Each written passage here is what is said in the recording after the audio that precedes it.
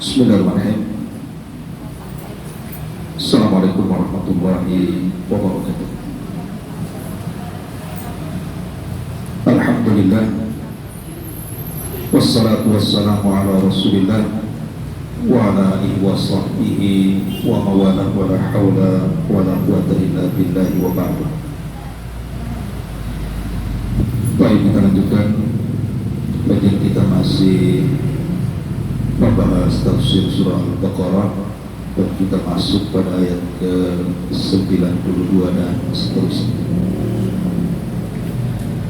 Wa'udzubillahi minasyaitonir rajim. Bismillahirrahmanirrahim.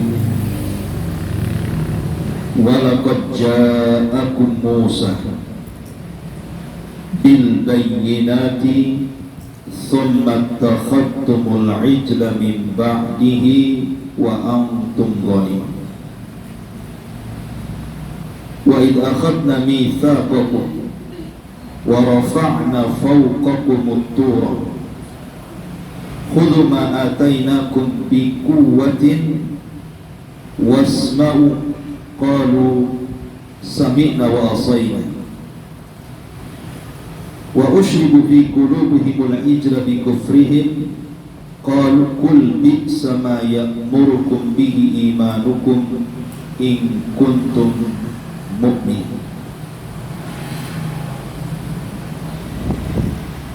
Dan sungguh telah datang kepada kalian, wahai Bani Israel, utusan Allah Musa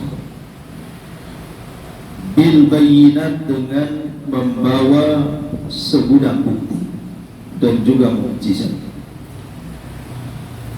Kemudian kalian mengambil patung anak sapi Samiri setelah, dan kalian termasuk orang-orang zalim. Dan sungguh kami telah mengambil perjanjian kepada kalian, kemudian kami angkat di atas kepala kalian bukit Tursi. Ambillah Taurat ini, apa yang telah kami berikan kepada kalian dengan segenap kekuatan kalian, dan dengarkanlah isinya. Maka Bani Israel mengatakan, kami mendengar, tapi kami tidak suka dengan isinya. Sehingga hati-hati mereka masih dicintakan dengan patung anak sapi karena kekufuran mereka. Katakan, ya Musa, amat sangat buruk apa yang diperintahkan kepada mereka dengannya. Apa yang diperintahkan iman kalian kepada kalian, jika kalian termasuk orang-orang yang beriman. Baik,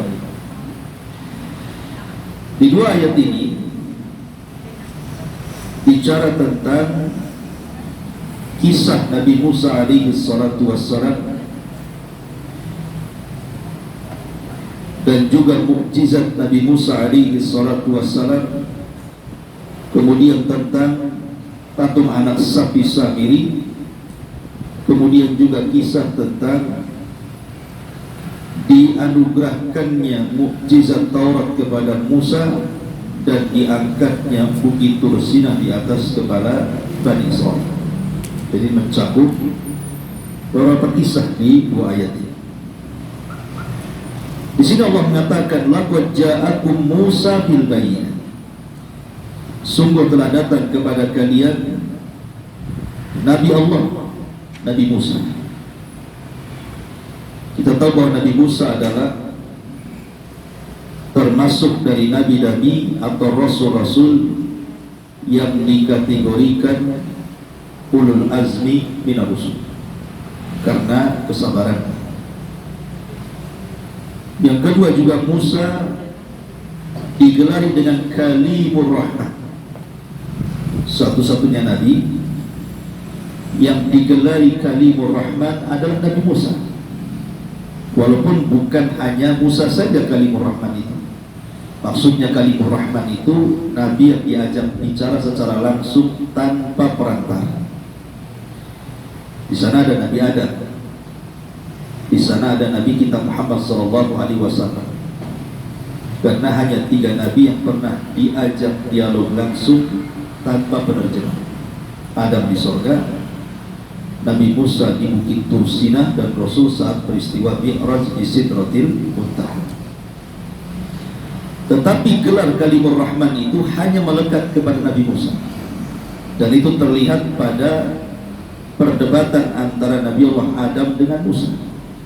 Ketika Musa menyalahkan Adam karena Adam memakan buah larangan sehingga umatnya diturunkan ke bumi, maka Adam membantah, bukankah anda wahai Musa Kalimur Rahman? Jadi ucapan Kalimur Rahman adalah ucapan Nabi Adam kepada Nabi Musa. Bukankah engkau adalah Nabi yang diajak bicara langsung oleh Allah dan Allah turunkan Taurat kepada? Ada enggak dalam Taurat itu kalimat fa'asa Adamu thumma ghawa? Maka Adam bermaksiat kemudian melampaui batas dan memakan buah larangan. Maka Musa mengatakan ada. Salahkan Taurat, karena Taurat lebih dulu dicatat dibandingkan penciptaan diriku. Artinya kalimat Kalimur Rahman itu adalah kalimat yang disematkan kepada Musa. Dan segudang prestasi Nabi Musa dalam sejarah Nabi-Nabi Bani Israel, makanya Musa adalah Nabi termasyhur dari seluruh Nabi-Nabi Bani Israel. Bahkan ajarannya dipakai para Nabi setelahnya, termasuk juga Nabi Allah Daud. Walaupun diturunkan kepadanya Zabur, tetap rujukannya kepada Taurat, karena Zabur itu tidak ada isi dari halal haram, perintah dan larangan.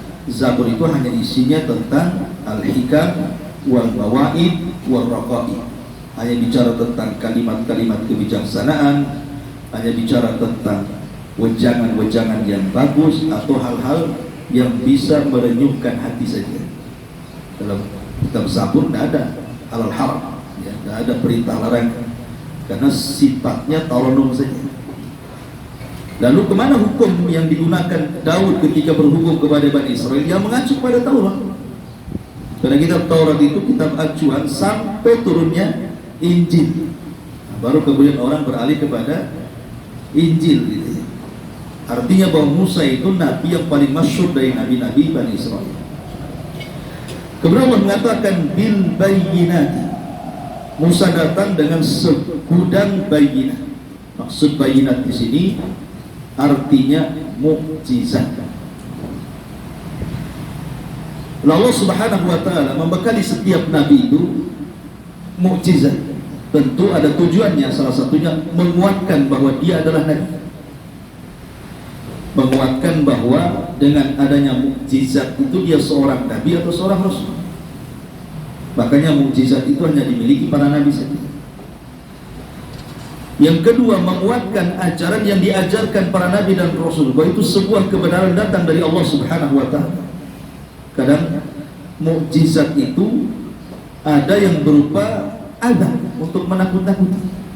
Seperti nanti dalam kisah Nabi Musa ini, salah satu mukjizatnya adalah diangkatnya bukit Tur. Intinya bahwa secara global mukjizat itu untuk memperkuat kenabian dan kerasulan. Nah, di antara mukjizat Nabi Musa alaihi salatu wassalam ma'ruf, yang paling besar adalah kitab Taurat.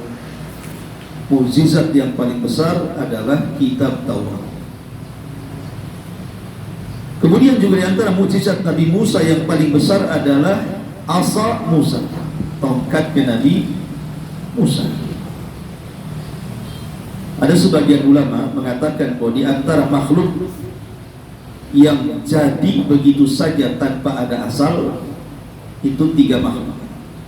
Pertama, unta Nabi Soleh, itu langsung keluar begitu saja dari batu, ya, tiba-tiba keluar, tidak ada induknya, bukan lahir dari ibu bapak unta, ya, keluar begitu saja. Yang kedua, tongkatnya Nabi Musa, dia bukan dari tumbuhan yang ada di bumi kemudian dipotong jadi tongkat, tidak, ya begitu saja tongkatnya, tiba-tiba ada karena mujizat. Kemudian perahunya Nabi Nuh, sebagian ulama mengatakan seperti itu. Lah, tongkatnya Nabi Musa ma'ruf kisahnya dalam Al-Quran, tentang fungsinya salah satunya untuk Musa kalau jalan, maka dia kalau jalan ke bukit kan perlu pegang tongkat, atau ketika menggembala kambing Dan salah satunya juga digunakan untuk mukjizat terbesar Nabi Musa, membelah lautan dan memukul batu sehingga keluar terpancar air-air 12 mata air. Bahkan tongkat itu juga menjadi ular dan melawan tukang-tukang sihir, berubah jadi ular. Kemudian juga di sana bercahayanya tangan Nabi Musa. Apabila Musa di tengah kegelapan malam dan tidak punya penerangan untuk berjalan, maka tinggal dimasukkan tangannya ke pesaknya, kemudian keluar cahaya, sehingga di sekitarnya akan terang dengan cahaya yang ada di tangannya. Kemudian juga di antara mukjizat Nabi Musa alaihi salatu wassalam yang diberikan di tengah-tengah Bani Israel, baik ketika di masa di Mesir bersama Fir'aun atau ketika sudah menyeberangi Mesir dan menuju Palestina, di antaranya adalah Allah Subhanahu wa taala berfirman, di antaranya adalah fa arsalna 'alaihimut tufan wal jarada wal kummala wad dafadi'a wad dama ayat mufassalat fastakbaru wa kanu qauman mujrimin. Dan kami utus kepada mereka atau kami timpakan kepada mereka tufan, angin yang sangat kencang sekali, berlantakkan bangunan dan juga manusia. Kemudian juga jarad, belalang-belalang yang jumlahnya tidak tahu kecuali Allah, saking banyaknya, menjadi hama dan menyebar di semua tempat. Kemudian juga wal kumal, kutu-kutu.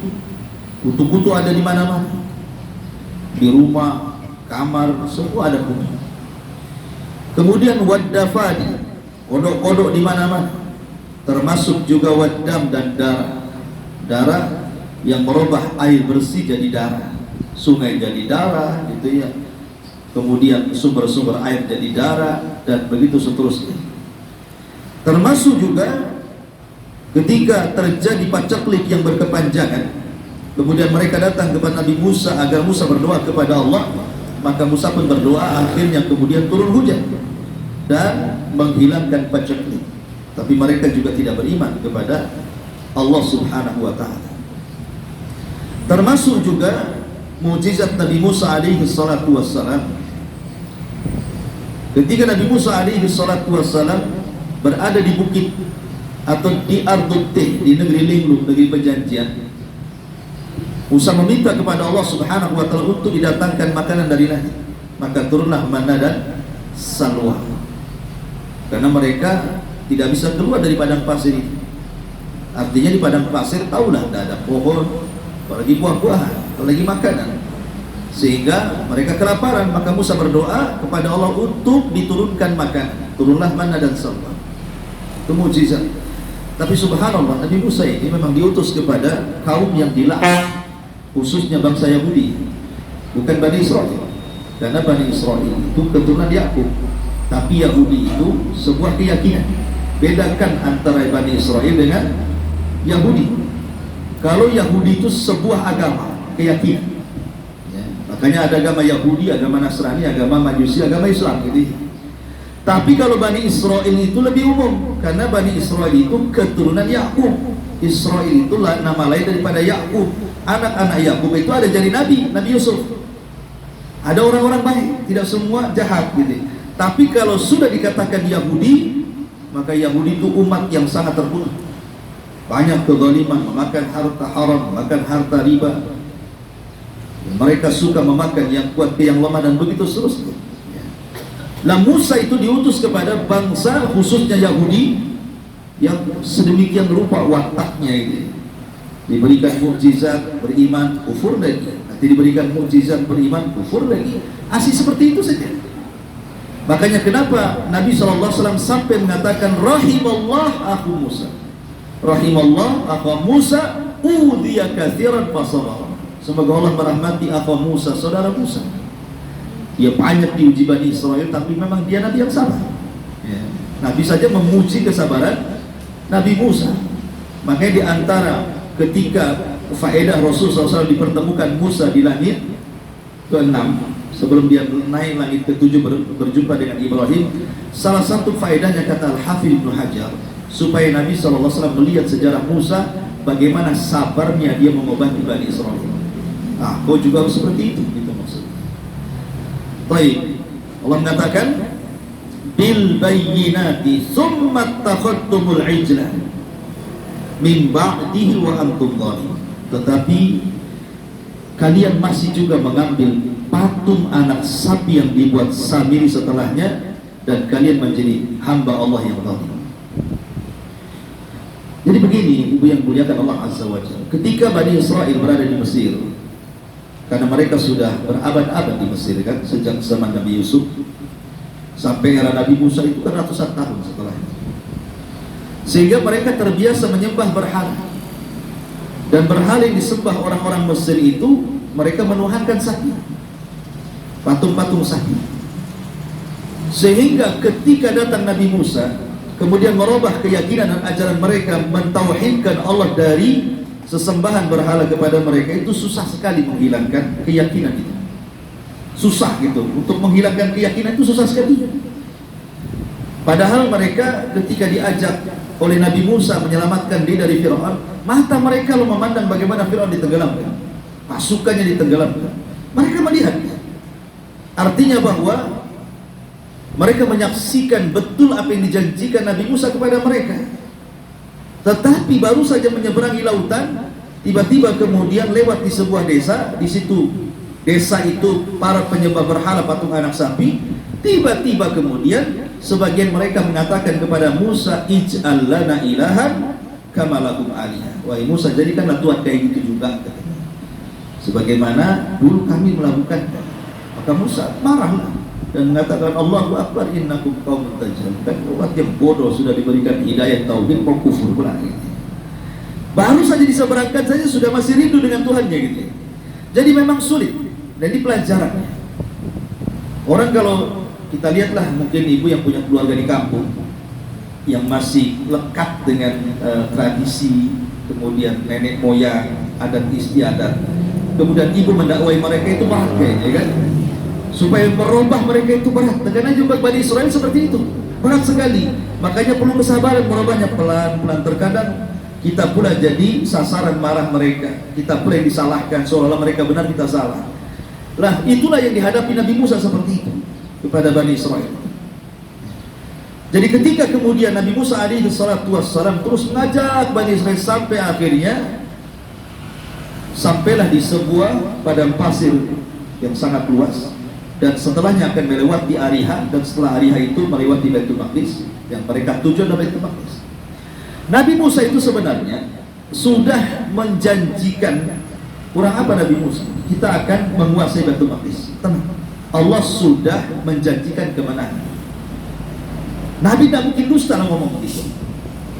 Tetapi ketika kemudian Bani Israel diajak perang, karena memang syarat pembebasan Baitul Maqdis itu harus melewati kota yang tertua di dunia, Ariha. Sementara Ariha itu dikuasai turunan kaum Ad. Ya, udah gede orangnya, raksasa-raksasa gitu kan. Ketika kemudian Musa mengirimkan mata-mata, rupanya diceritakan pasukannya kuat, siutlah Bani Israel. Tidak berani malah. Makanya ketika Musa kemudian mendorong mereka untuk jihad, mereka malah mengatakan, idhab anta wa rabbuka faqatila inna hauna qa'id. Wahai Musa, kalau engkau ingin perang sana, pergi sendiri, ajak Tuhanmu perang berdua, biar kami di sini dulu. Nah sejak itulah kemudian Musa pun, atau Bani Israel, diadab oleh Allah Subhanahu wa Ta'ala dengan cara tidak bisa keluar dari negeri yang mereka tempati, yang disebut dengan Arduti. Berapa tahun? Arba'ina sanatan yatihuna fil ardh. 40 tahun tidak bisa keluar dari situ. Makanya istilah saya negeri linglung, kan tidak bisa keluar dari situ. Sini balik lagi ke situ. Mau keluar dari situ balik lagi ke situ. Kayaknya tidak ada jalan keluar, soalnya dipagari gitu. Dan itu padang pasir masalahnya. Kalau hutan masih mending lah, ada pohon, ada buah-buahan, ada binatang yang bisa diburu. Nah padang pasir apa? Buah tak ada, pohon pun tak ada. Yang bisa diburu paling biawak kan itu. Biawak padang pasir. Mungkin tak ada juga biawak di situ. Makanya kemudian Nabi Musa berdoa kepada Allah ketika mereka meminta, ya Musa kami lapar, turunlah manna wassalwa. Musa kami panas, akhirnya awan menaungi mereka. Musa kami haus, artinya Musa pukulkan batu, keluarlah 12 mata air. Musa kami telanjang, masa pakai pakaian ini saja. Akhirnya turunlah pakaian untuk ganti mereka. Jadi nikmat apa lagi coba? Mereka makan, tidak kerja. Kalau kita makan, kerja dulu lah cari uang, baru bisa beli beras, beli lauk. Ini tidak kerja, ngapa, tinggal makan saja. Itu saja mereka kemudian tidak bersyukur. Bahkan terkadang sebagian mereka sudah diwanti-wanti sama Nabi Musa, jangan menyimpan makanan, pokoknya ada makanan makan. Tapi sebagian Bani Israil begini, diambilnya banyak-banyak, disimpan, akhirnya jadi basi. Kata Nabi SAW dalam riwayat Muslim, kalaulah bukan karena kesalahan Bani Israil menyimpan makanan, tentu makanan mereka tidak jadi basi. Akhirnya makanan mereka jadi basi lah, gara-gara perlakuan mereka seperti itu. Setiap dapat makanan yang tadinya tidak disimpan pun jadi basi yang lainnya, nular ke yang lainnya, jadi yang seger pun jadi basi. Itulah hukuman yang Allah Subhanahu wa Ta'ala berikan kepada Bani Israil. Kalau bukan karena mereka menyimpan makanan, tentu Allah tidak hukum makanan mereka menjadi basi. Dan kalau bukan karena kesalahan Hawa berkhianat kepada Adam, tentu tidak ada wanita yang berkhianat kepada suaminya. Konteks hadisnya kan begitu. Tapi yang dimaksud berkhianatnya Hawa kepada Adam bukan selingkuh, bukan. Tetapi Hawa tidak mengingatkan Adam ketika Adam makan buah larangan. Harusnya Hawa mengatakan, wahai suamiku, jangan kau makan, gitu. Hawa pula membiarkan, malah ikut makan pula, gitu maksudnya. Itulah pengkhianatannya Hawa kepada Adam. Makanya kalau Rasulullah, kalaulah bukan karena Hawa lam tahun, kalau seandainya Hawa tidak berkhianat kepada Adam, tentu tidak ada istri yang kurang ajar kepada suaminya. Baik, kita kembali bahwa ketika kemudian Nabi Musa melihat di tengah-tengah Bani Israil itu masih ada kecintaan hati mereka kepada patung-patung. Akhirnya kemudian Musa meminta solusi kepada Allah, bagaimana ya caranya supaya hati Bani Israil sudah tidak tertambat kepada sesembahan sebelumnya. Dari sinilah maka Allah Subhanahu wa Ta'ala memerintahkan Musa untuk datang ke bukit Tur. Untuk datang ke bukit Tur, artinya untuk menerima mandat Taurat sebagai undang-undang. Boleh jadi kalau sudah ada Taurat, maka dengan Taurat itu merubah keyakinan Bani Israil sehingga tidak ada lagi dalam hati mereka kerinduan kepada sesembahan mereka di Mesir yang menyembah patung anak sapi. Maka berangkatlah kemudian Musa ke bukit Tursi, ke bukit Saina sana. Akhirnya kemudian di bukit Saina Musa alaihi salatu wassalam mendapatkan mandat Taurat. Tetapi setelah kemudian Allah menurunkan Taurat, Allah memberitahu kau harus segera pulang wahai Musa, karena terjadi sesuatu di tengah-tengah umat Bani Israil. Mereka sudah kembali menyembah patung anak sapi yang dibuat Samir. Makanya segera Musa balik. Yang pertama kali marah kepada siapa? Harun. Karena Musa merasa bahwa Harun ini diserahi sebagai pengganti dia untuk menjaga akidah Bani Israil.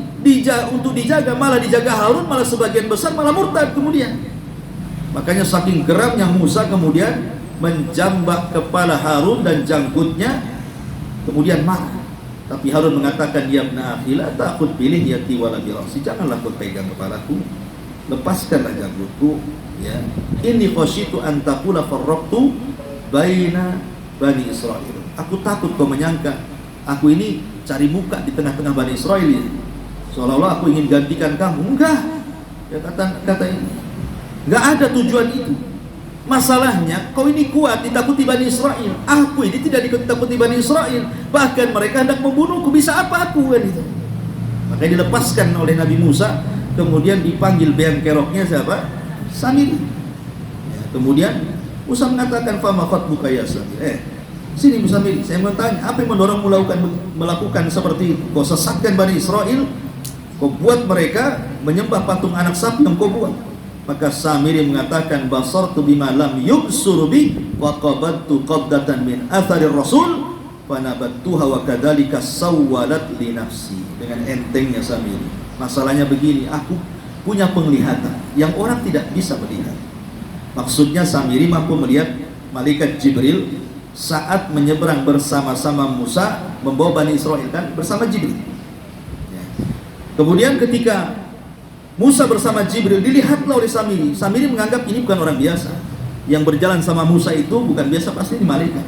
Kenapa Samiri kok tahu itu malaikat Jibril yang menunggang kuda? Padahal dari sekian ribu Bani Israel kan tidak tahu itu. Tapi kan karena Samiri ini, dalam menurut kisah Bani Israel, ini kan kisah Bani Israel, Samiri ini dengan Musa itu sama-sama lahirnya. Pun namanya juga sama. Samiri juga namanya Musa. Nabi Musa juga namanya Musa. Sama-sama Musa itu namanya. Cuman saat kelahiran itu di waktu pembunuhan bayi. Kan 1 tahun dibunuh, 1 tahun tidak. Pas Harun tidak ada pembunuhan, makanya selamat tuh bayinya.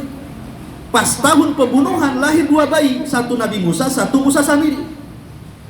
Akhirnya yang bayi Musa masuk kotak, kemudian hanyut, diasuh di sana Fir'aun. Lah yang Musa Samiri ini oleh ibunya diletakkan di gua, kemudian ditinggal, yang merawat malaikat Jibril. Jadi Samiri dirawat malaikat Jibril, sementara Nabi Musa dirawat Fir'aun. Tapi endingnya terbalik ya, yang dirawat Fir'aun harusnya kan jadi Fir'aun gitu ya, malah jadi Nabi. Yang dirawat Jibril harusnya jadi Nabi, malah jadi penjahat gitu. Itulah takdir Allah di situ. Tapi sekali lagi ini kan kisah Israel. Yang jelas bahwa ayat ini mengatakan Samiri itu punya penglihatan yang orang lain tidak bisa melihatnya. Ahli tafsir mengatakan dia bisa melihat Jibril dan melihat kudanya Jibril. Sehingga karena dia melihat kudanya Jibril, setiap kuda itu menginjak tanah, dia lihat tanah yang diinjak kuda Jibril itu hidup, langsung keluar rumput. Akhirnya dia penasaran, jadi setiap pijakan-pijakan kuda Jibril diambil dia di kantongnya, dapatlah dia tanah bekas pijakan kuda Jibril. Lah ketika Bani Israel merasa bersalah karena mereka sudah mengambil emas-emas dari kaum Kipti, kaum Fir'aun, sementara ketika itu Nabi Harun memerintahkan dan juga Nabi Musa untuk membuang emas-emas itu karena itu tidak halal dimakan.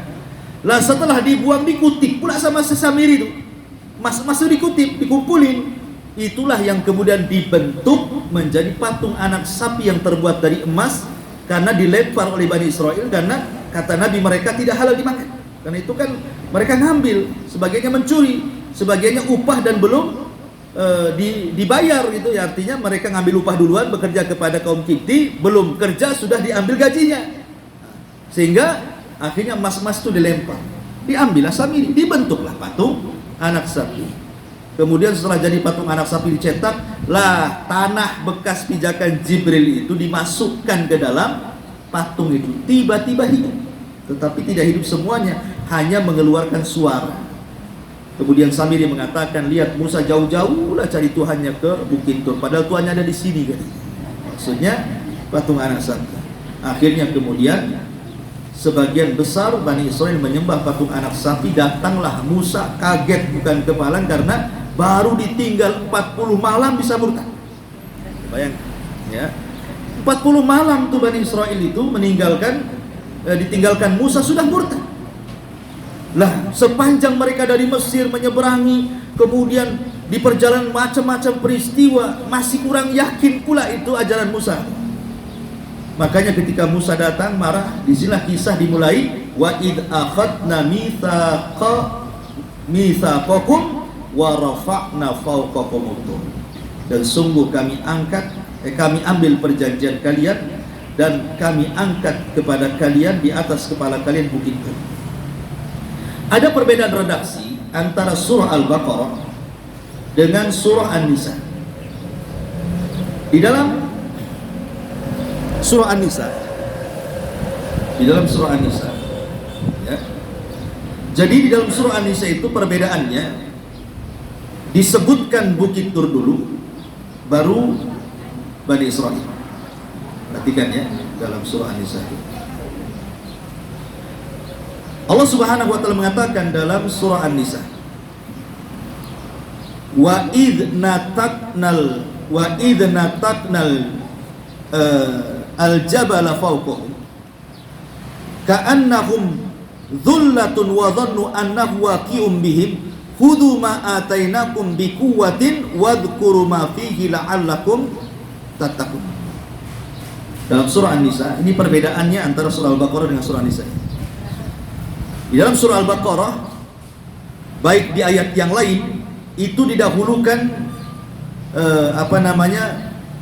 Bani Israel, perjanjian Bani Israel, baru kemudian bukit. Tapi dalam surah An-Nisa didahulukan bukit dulu baru Bani Israel. Saya ulangi, di dalam surah Al-Baqarah Allah dahulukan Bani Israel. Wa id akhadna mitsaqakum, kalian, maksudnya Bani Israel, dan kami ambil dari kalian perjanjian kalian Bani Israel. Baru kemudian wa rafa'na fawqakum tur, baru kami angkat di atas kepala kalian bukit Tur. Jadi mendahulukan Bani Israel dibandingkan bukit. Di dua ayat dalam surah Al-Baqarah. Tapi dalam surah An-Nisa didahulukan bukit. Wa idnataknal jabala, dan kami angkat gunung fauqahum, di atas kepala mereka Bani Israel. Kenapa dibedakan? Kenapa dalam surah Al-Baqarah didahulukan Bani Israel kemudian cerita bukit, dalam surah An-Nisa bukit dulu baru Bani Israel? Ya, karena dalam surah Al-Baqarah Allah Subhanahu wa taala menjelaskan tentang nikmat yang Allah anugerahkan kepada Bani Israel. Kan sebelumnya bercerita tentang perjanjian Bani Israel kan dengan Nabi Musa kan, jangan menyembah kecuali kepada Allah, kemudian berbuat baik kepada orang tua, kemudian kepada wabidil qurba, kepada anak yatim, dan begitu seterusnya. Kemudian macam-macam lah itu antara nikmat yang Allah berikan kepada Bani Israel, baik secara dunia ataupun secara agama. Secara dunia ya tadi ada manna, ada salwa, ada macam-macamnya. Secara agama ya aturan-aturan. Itu semua nikmat dari Allah Subhanahu wa taala. Sehingga fokusnya dalam surah Al-Baqarah itu dahulukan Bani Israel dibandingkan Bukit Tur, karena memang konteksnya adalah khitabnya lebih banyak kepada Bani Israel. Berbeda pula dalam surah An-Nisa, konteksnya itu bicara tentang mukjizat. Ya, mukjizat berupa apa? Berupa diangkatnya gunung. Wa idnataknal jabala fawqahum, dan ingat ketika kami angkat gunung di atas kepala mereka Bani Israel. Ka'annahum dhullatun, seolah-olah gunung itu awan di atas kepala mereka, waqi'um bihim, yang akan menimpa mereka. Ya. Apa yang terjadi? Jadi Bani Israel ini ketika Nabi Musa alaihi salatu wassalam datang setelah mendapatkan papan Taurat, kemudian melihat Bani Israel murtad, Musa mengatakan, saya jauh-jauh ke Bukit Saina itu dalam rangka mengambil undang-undang untuk kalian. Tapi kenapa kalian kemudian menyembah patung anak sapi-sapi? Nah, sekarang hukuman ataupun undang-undang sudah jadi, dan itu datang dari Allah.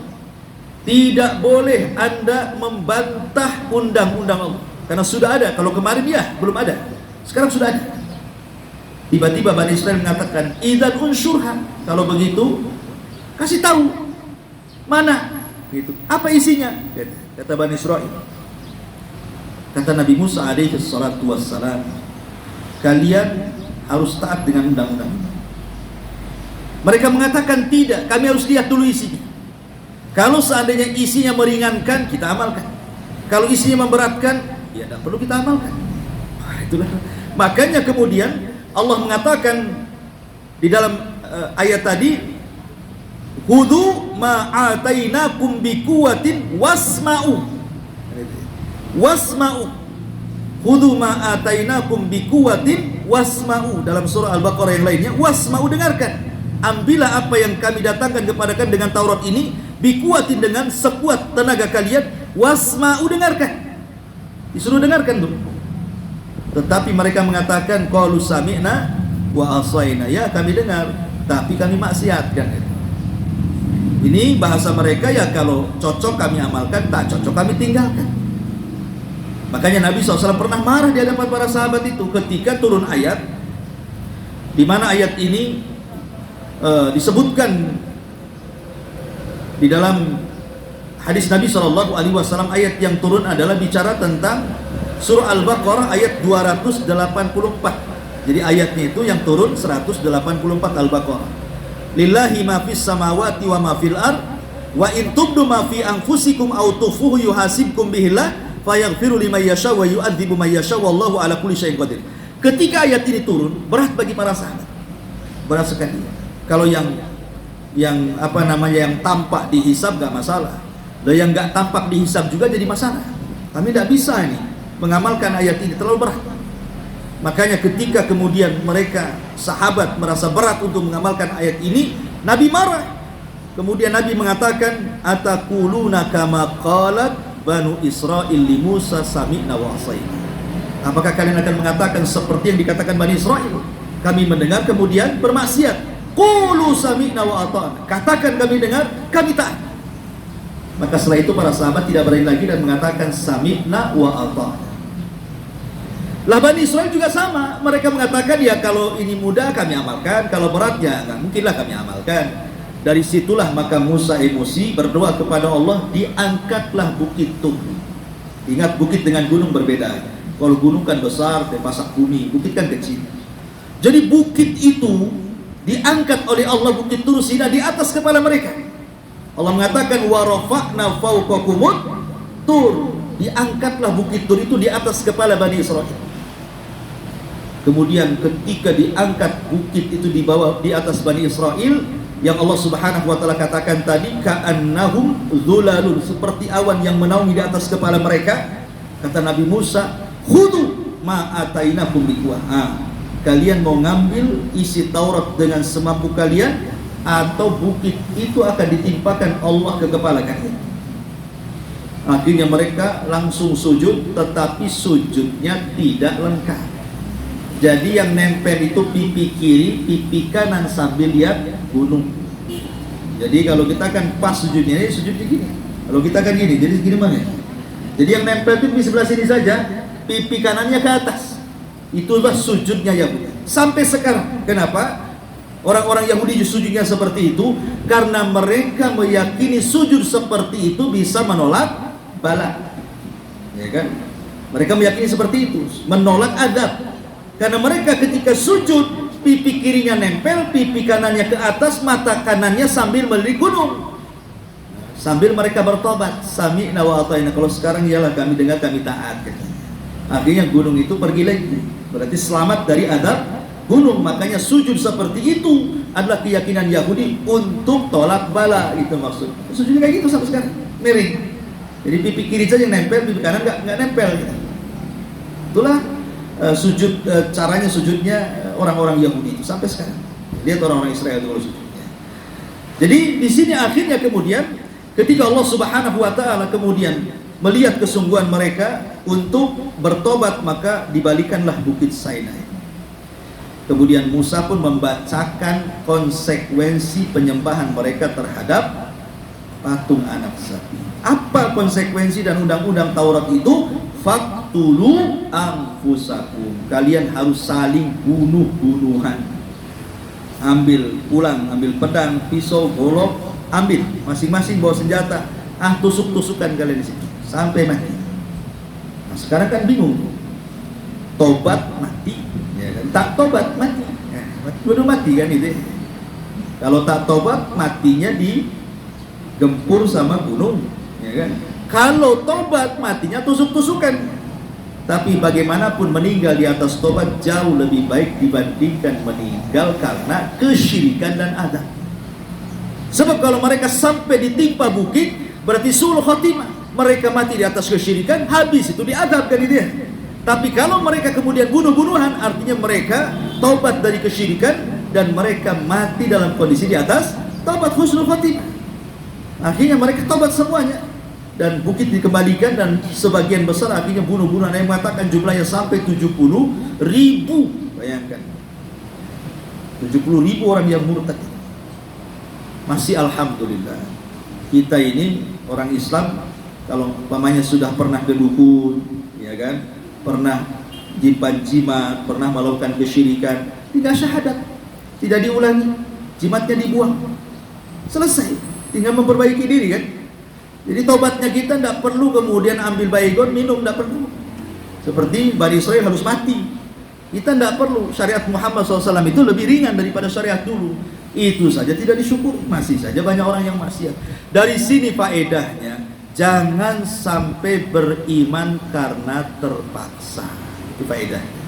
Ini kan Bani Israil beriman karena terpaksa kan gitu ya. Terpaksa karena kalau nggak beriman, bukit itu menimpa kepala mereka. Maka faedahnya jangan beriman karena terpaksa. Jangan tobat gara-gara habis duitnya. Kenapa nggak mabuk? Habis duitnya, berhenti dulu. Bukan begitu taubat itu. Kenapa kok nggak berzina? Ada penyakit. Kata dokter tak boleh. Dokter saja diikuti dia. Quran pula tak diikuti dia. Jadi terkadang ada orang beriman itu karena terpaksa. Kalau bisa jangan. Beriman itu karena Allah, karena ikhlas. Ya. Karena bagaimanapun beriman karena terpaksa itu biasanya tidak kokoh keimanan. Walaupun ya tidak semua. Ada yang awalnya terpaksa akhirnya jadi biasa, akhirnya luar biasa gitu ya. Tapi di sini ada faedah, berimanlah karena Allah Subhanahu wa taala, bukan karena sebuah ancaman. Baik, kemudian setelah Bani Israel semuanya kemudian bertobat kepada Allah Subhanahu wa taala, maka Allah Subhanahu wa taala kemudian menerima taubatnya, dan Allah Subhanahu wa taala katakan qalu sami'na wa asayna wa ushribu fi qulubihim al-ijla bi kufrihim qul bi'sa ma ya'murukum bihi imanukum in kuntum. Katakan ya Muhammad, amat berat bi'sa ma, seburuk-buruk yang diperintahkan kepada kalian dengannya keimanan kalian jika kalian merasa beriman. Ini kalimat sindiran kepada Bani Israel bahwa keimanan terhadap patung itu, terhadap berhala itu adalah perintah yang buruk sekali. Artinya kalau ada keyakinan terhadap nenek moyang, ajaran-ajaran tradisi dan yang lainnya, kemudian melekat dalam hati kita, kemudian memerintahkan sesuatu dan kita amalkan, maka itu perintah yang sangat buruk sekali dalam agama Islam. Kan ada tuh orang-orang yang kemudian melakukan hal-hal yang akhirnya menjerumuskan kepada kekufuran lantaran mengikuti tradisi. Wallahu a'lam. Ini diantara kisah Nabi Musa dan Bukit Tursi. Baik, sampai di sini kita buat aja. Ya.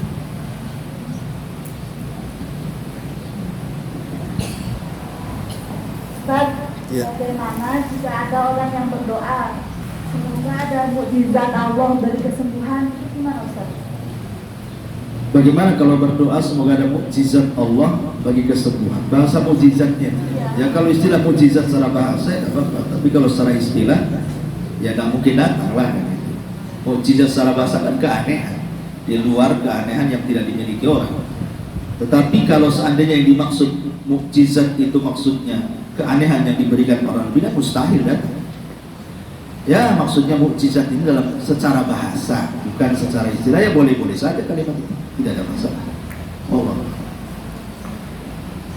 Apa sih bertanya Ustaz? Tadi sampaikan ada 3 makhluk Allah yang keluar begitu saja, ada mukjizat dan Allah. Pertama unta Nabi Musa, yang kedua tongkat unta Nabi Saleh, yang kedua tongkat Nabi Musa, dan ketiga perahu Nabi Nuh. Nah, kalau dulu pernah membaca kalau perahu Nabi Nuh itu dibuat oleh Nabi Nuh, bukan keluar begitu saja. Iya, itu kan kisah Israiliyat. Kita kan bicara tentang kisah Quran. Kalau dalam kisah Israiliyat itu justru Nabi Nuh menanam dulu dari bijinya, kemudian 100 tahun besar, 100 tahun menyerut, 100 tahunnya kemudian dijadikan kapal kan itu ya. Tapi kisah Quran itu kan tidak dijelaskan. Ya, hanya Allah Subhanahu wa taala menciptakan perahu kan itu. Kemudian juga tongkat juga langsung. Kemudian juga kisah untanya Nabi Saleh di Quran tidak jelaskan kemudian dari batu. Ya tiba-tiba ada unta gitu saja kalau menurut versi Quran. Cuman versi Bani Israel keluar dari batu. Ya kalau ngikut versi Bani kan tidak semua kisah-kisah Bani Israel kita percaya. Dan juga kita tidak dustakan semuanya kan. Makanya kemudian kalau melihat pada teks Al-Quran gitu ya, maka makhluk yang tiba-tiba diciptakan tanpa ada sebelumnya yaitu tadi. Ya seperti tongkat tahu-tahu ada, kemudian perahunya Nabi Nuh tahu-tahu ada, termasuk untanya Nabi Saleh. Itu versi Quran. Sekali lagi versi Quran. Kalau versi Bani Israel, kisah-kisah Israel ya beda. Wallahu a'lam. Bismillah. Assalamualaikum warahmatullahi wabarakatuh. Iya, salam. Izin bertanya Ustaz. Siap. Tadi ada Samiri. Apakah Samiri juga ikut bunuh diri atau dilepaskan Musa? Karena ada kisah Anda baca itu dilepaskan begitu saja Samiri, disuruh pergi oleh Musa. Kemudian apakah selamanya Bani Israel itu dalam tempat linglung itu? Apakah mereka tidak keluar keluar dari situ gitu. Iya. Jaga kelahiran. Ya salam, Samiri tidak dibunuh. Samiri diusir. Dan Quran lanjutannya surah Toha itu ini. Idhab anta, pergi kamu. Dan engkau tidak akan disentuh manusia dan engkau tidak akan menyentuh manusia. Jadi Samiri dikutuk. Dia akan hidup sendiri. Dan itu lebih tersiksa dibandingkan orang bunuh diri atau mati kan. Ini disiksa. Manusia nggak akan dekat dengan dia pun nggak bisa mendekat manusia. Itu kutukan. Memang Quran tidak menjelaskan kematiannya. Dari sini terjadi polemik. Karena Samiri tidak dijelaskan kematiannya, akhirnya ada orang yang berprediksi berpendapat bahwa Dajjal itu ada Samiri. Dajjal yang duluan di akhir zaman itu ada Samiri. Tapi ini kan berbeda. Tidak benar pendapat ini. Ya, Samiri ya Samiri. Ibnu Sayyad, Dajjal itu tiga orang yang berbeda. Ya. Kemudian yang kedua, berapa tahun orang di 40 tahun saja. Kan Allah yang mengatakan arba'ina sanatan yatimuna fil ardh. 40 tahun kalian berkeliling-keliling di negeri linglung itu. Berarti cuma 40 tahun saja di situ. 40 tahun itu Musa meninggal di situ, Harun meninggal di situ. Jadi nabi-nabi yang mereka banggakan selama ini meninggal semua di negeri linglung itu. Padahal tujuan Bani Israel dengan Nabi Musa untuk membebaskan Baitul Maqdis, tapi tidak terbebaskan. Sampai Musa meninggal di bumi. Lalu siapa yang membebaskan Baitul Maqdis sehingga Bani Israel bisa masuk itu? Itulah Yusha ibn Nun. Yusha ibn Nun itu masih kerabatnya Nabi Musa, dijadikan pembantu Nabi Musa. Dialah yang menemani Nabi Musa untuk mencari Khidir. Kan Allah mengatakan dalam Al-Quran ketika Musa ngomong sama pembantunya, wa idh qala Musa li fata, ketika Musa berkata kepada pembantunya anak muda. Memang Quran tidak menyebut namanya. Kisah Yusha ibn Nun itu sedikit, tidak diceritakan dalam Al-Quran kecuali kisahnya diselipkan dalam kisah pencarian Khidir dalam Quran. Itu pun tidak disebut nama, hanya diisyaratkan secara umum anak muda. Cuman ahli tafsir mengatakan yang dimaksud anak muda di sini adalah Yusha ibn Nun. Ketika Nabi Musa meninggal, kemudian Harun meninggal, Allah angkat jadi nabi. Itulah berkawan jadi nabi. Ya, gara-gara berkawan jadi nabi. Yusha ibn Nun mukjizatnya mampu menahan matahari untuk tidak terbenam. Jadi ketika Musa meninggal, Harun meninggal, akhirnya kemudian orang-orang pun sudah meninggal, yang para pengecut itu, lahirlah generasi kedua yang para pemberani. Itulah yang dibawa oleh Nabi Yusha ibn Nun untuk melawan dan mengalahkan Ariha. Makanya setelah perang bersama bangsa Ariha kalah, sehingga mereka bisa lenglang masuk ke Baitul Maqdis. Jadi mereka bisa menguasai Baitul Maqdis. Dari sini ada faedah bahwa seorang muslim itu hendaknya punya sebuah jasa besar walaupun tidak terkenal. Yusha ibn Nun tidak terkenal. Quran saja menyebutkannya tidak secara nama, hanya isyarat saja. Itu pun diselipkan dalam kisah Musa dengan Khidir. Tapi lihat prestasinya, melebihi prestasi Musa dan Harun. Orang yang tidak dikenal, tapi prestasinya jauh melebihi prestasi Musa dan Harun. Harun saja tidak bisa membebaskan Baitul Maqdis. Ajak Bani Israil tidak bisa sampai mati di negeri linglung. Tapi Yusha yang kisahnya nggak jelas dalam Quran yang diselipkan gitu saja, rupanya dia pula yang membebaskan Baitul Maqdis. Perang sampai Sabtu, sampai Jumat malam Sabtu. Lah, Sabtu ini hari sakral bagi Yahudi, karena mereka masih berperang sampai hari Jumat. Mau menang sebentar lagi, mau menang. Masalahnya matahari sudah mau terbenam masuk hari Sabtu. Ini Yusha udah deg-degan, ini perang mau menang. Ini sempat kemudian matahari terbenam, kan dilarang perang, harus berhenti. Sementara ini tinggal sedikit lagi ngalahkan mereka. Maka Yusha ibn Nun mengatakan kepada matahari, innaki ma'mur wa ana ma'mur. Kau diperintahkan Allah, aku juga diperintahkan Allah. Saya minta kau diam dulu, jangan tenggelam sampai perang ini menang. Diam matahari, tidak tenggelam. Ketika menang baru tenggelam, gitu ya. Itulah mukjizat Yusha ibn Nun. Satu-satunya nabi yang bisa menahan matahari itu Yusha ibn Nun. Kalau kita bisa juga, tapi ketika hujan matahari tidak ada, malah bukan tahdilah matahari. Intinya bahwa Yusaibun Nun itu sebuah pelajaran bagi kita bahwa jadilah orang yang berprestasi dalam Islam tidak mesti harus terkenal, tidak harus jadi selebriti bumi, itu jadilah selebriti lah. Jadi juga dorongan kuat untuk anak-anak muda sebenarnya. Bagaimana Yusaibun Nun seorang anak muda tapi punya prestasi di atas Musa dan Harun. Wallahu a'lam.